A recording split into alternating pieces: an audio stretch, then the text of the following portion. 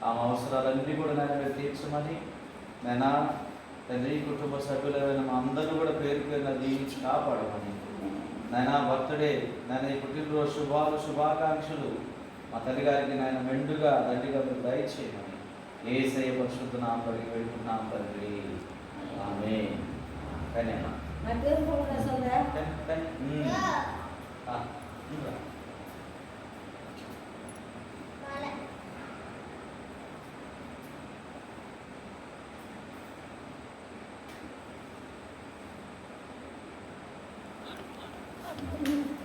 Happy birthday to you.